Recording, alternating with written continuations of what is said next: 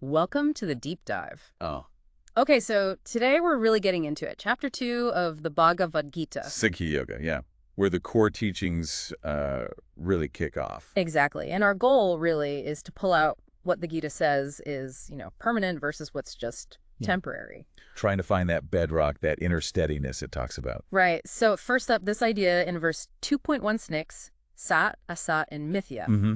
The absolutely real, the totally unreal, and then Mithya, the apparently real. And that's where our everyday world fits in, right, Mithya? It looks real, feels real, but it's always changing. It borrows its reality, is the idea. Like the classic analogy is the pot and the clay. Yeah, Yeah. the form, the experience, it can change, it can break. But the clay, the underlying stuff, the isness of it, that remains. Which connects directly to us, doesn't it? Like if your job title changes, or remember Maya's story you mentioned, losing her job. Right. The role vanished overnight. But Maya didn't vanish. The underlying being was still there. So, a question for you listening. Think about an identity you've lost. Did you actually disappear with it? It's a powerful reflection.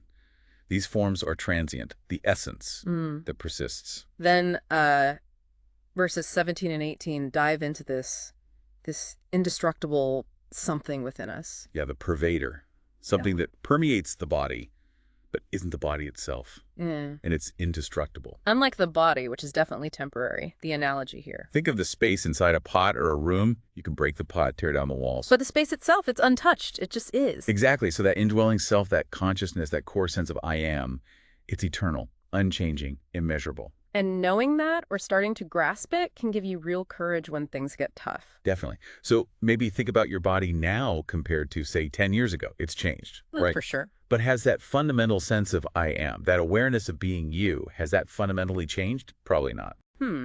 Interesting point. Which leads to verse 2.19, tackling fear of death, causing death. Yeah, it says the self, this true self, neither kills nor is killed. How does that work? It sounds counterintuitive, maybe. Well, the idea is that the self isn't the doer of actions. It's more like the witness. Like the sun, just shining on everything, observing, but not getting involved in the drama down below. Precisely. Consciousness is seen as the silent witness to all the thoughts, feelings, sensations that constantly flow through us. Like watching a river flow by while you're standing on the bank. Or the story of the wise elder looking at the river and the sky. Yes, the river's always changing, churning, moving. But the sky above, the witness, remains constant, unaffected. So another check-in for you. Watch your thoughts and emotions for a moment. They shift, they change, but does the awareness of them also change in the same way? That awareness is the witness part. Yeah. It frees us from getting totally caught up thinking we are the anger or we are the sadness. Okay, moving on. Verses 2.20 to 2.22, the eternal traveler idea. The self is unborn, undying, everlasting, ancient. It wasn't created. It won't cease to be. And the body is like clothes. Exactly. Like putting on new clothes when the old ones wear out.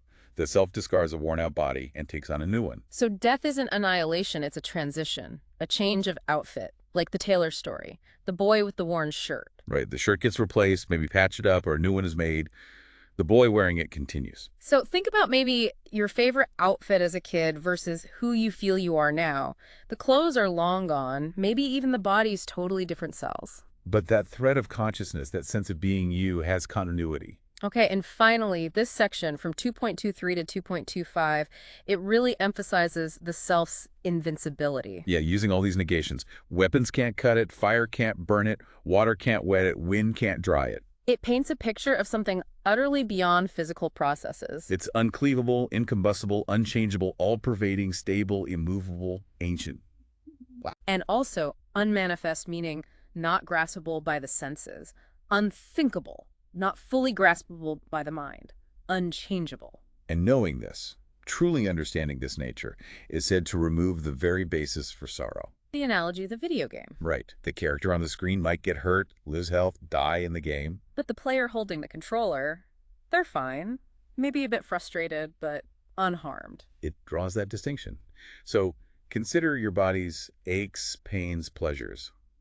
Are they the same as the you that is aware of them? Does that core awareness get hurt or feel pleasure in the same way? It's a deep question. It is. By seeing what the self isn't subject to, we get closer to what it is. So wrapping this up, the big takeaway from this part of the Gita seems clear. Yeah, really understanding or starting to understand the difference between the changing stuff, body, thoughts, world, and the unchanging awareness. That's the key to finding an inner stability that isn't dependent on whether things are going well or badly outside. It's not just philosophy for the sake of it.